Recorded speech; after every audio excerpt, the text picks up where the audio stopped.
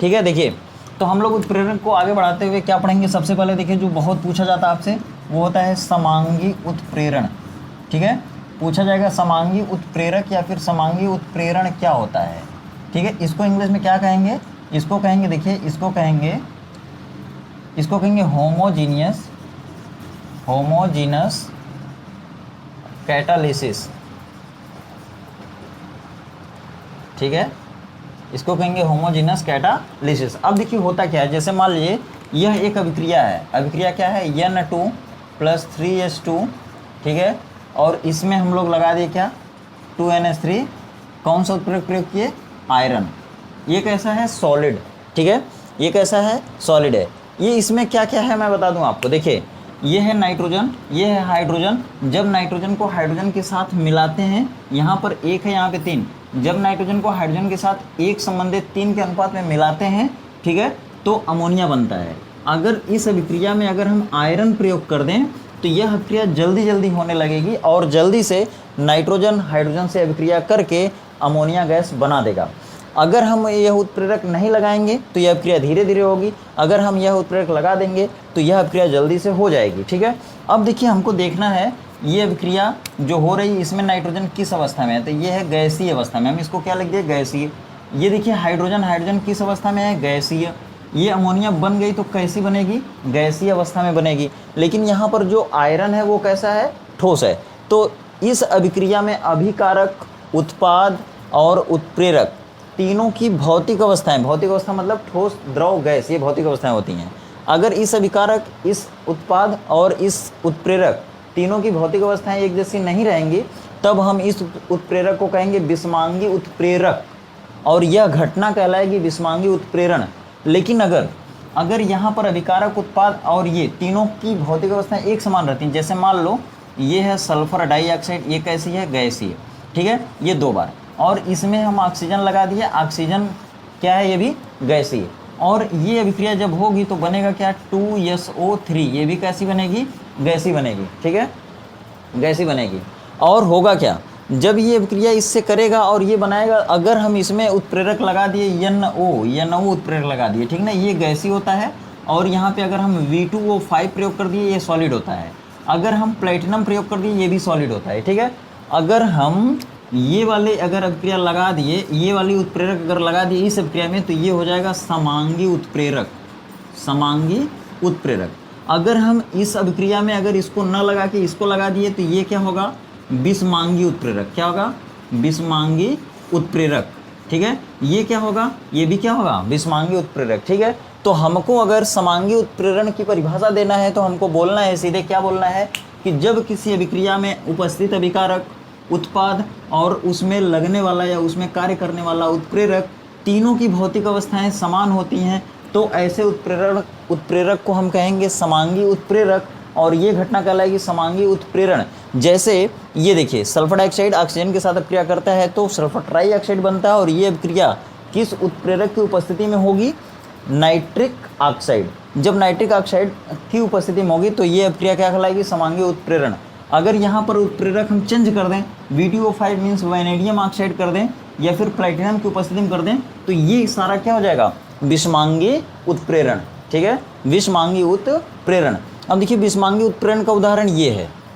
ठीक है, क्योंकि यहाँ पर गैसीय अवस्था में अभिकारक हैं और उत्प्रेरक ठोस अवस्था में है। ये देखिए, ये अगर ऊपर वाला उदाहरण देंगे तो ये हो जाएगा समांगी का, नीचे वाले का देंगे तो हो जाएगा विषमांगी का। अब देखिए विषमांगी की परिभाषा आप जान गए होंगे कि अगर किसी अभिक्रिया में उपस्थित अभिकारक, उत्पाद और उसमें कार्य करने वाला उत्प्रेरक तीनों की भौतिक अवस्थाएं अगर एक जैसी नहीं है, एक समान नहीं है, तो ऐसे उत्प्रेरण को हम कहेंगे विषमांगी उत्प्रेरण। विषमांगी उत्प्रेरण, ठीक है, विषमांगी उत्प्रेरण।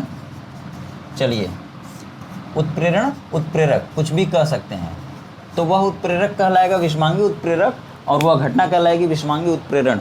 तो इसका एग्जाम्पल हो गया ये, और इसका एग्जाम्पल हो गया ये ऊपर वाला। ठीक है, नीचे वाला देंगे अगर तो ये हो जाएगा इसी का। ठीक है, अब देखिए अगली हेडिंग, ये दोनों किसके आधार पर थे, भौतिक अवस्था के आधार पर, भौतिक अवस्था के आधार पर।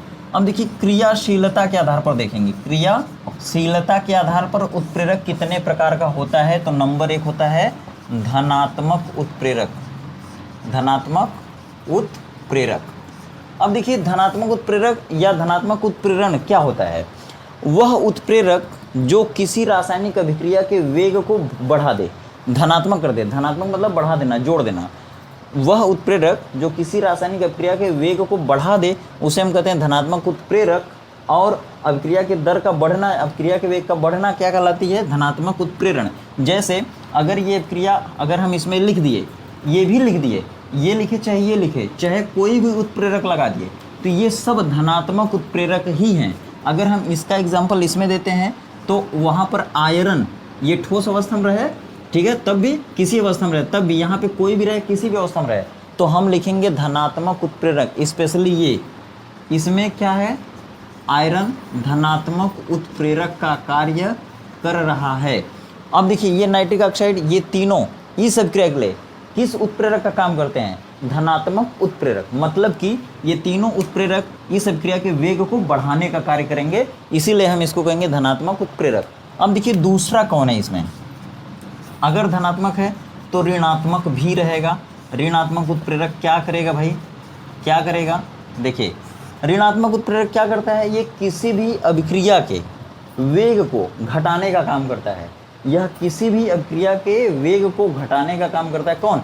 ऋणात्मक उत्प्रेरक। ठीक है, जैसा कि इसके नाम से ऋणात्मक, ऋण कर देना, कम कर देना, घटा देना। जैसे देखिए होता क्या है? H2O2 होता है, ठीक है, हाइड्रोजन पेरोक्साइड होता है। इससे हम घाव भी साफ करते हैं, कान भी साफ करते हैं, ठीक है, कीटाणुनाशक के रूप में भी प्रयोग करते हैं और विरंजन के रूप में भी प्रयोग करते हैं। ठीक है, ये देखिए अगर 2 बार हो गया तो ये, अगर हम इसको वायुमंडल में खुला छोड़ देना तो ये उड़ता है। किस तरह से उड़ता है? देखिए 2H2O प्लस ऑक्सीजन, देखिए दोनों को जोड़ेंगे तो H2O2 हो जाएगा।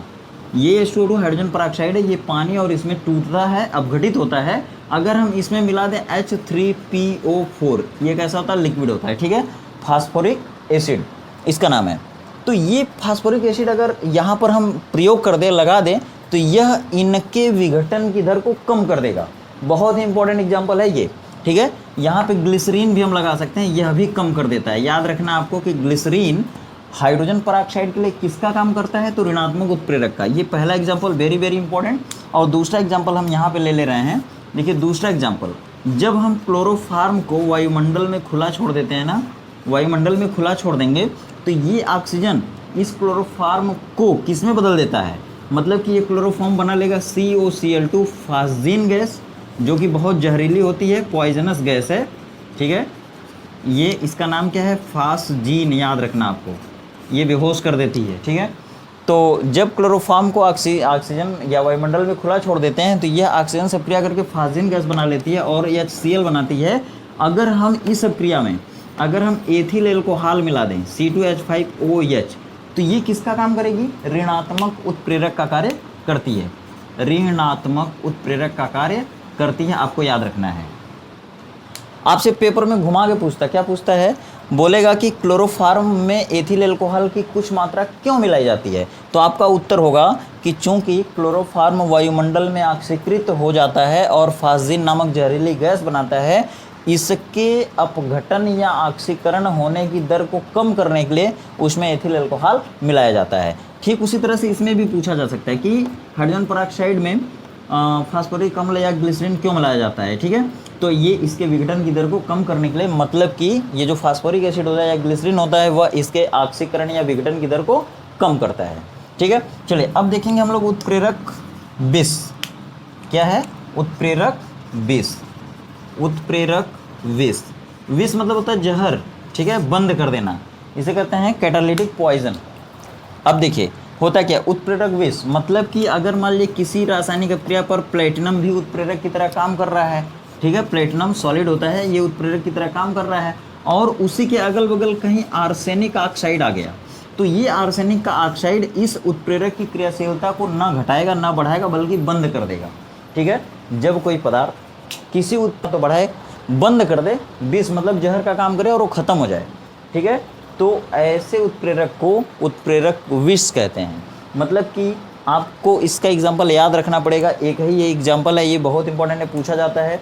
आर्सेनिक के ऑक्साइड प्लेटिनम उत्प्रेरक के लिए विष का कार्य करते हैं, ठीक है, इतना याद रखना है। आर्सेनिक के ऑक्साइड प्लेटिनम उत्प्रेरक के लिए विष का कार्य करते हैं, ये आपको ध्यान में रखना है।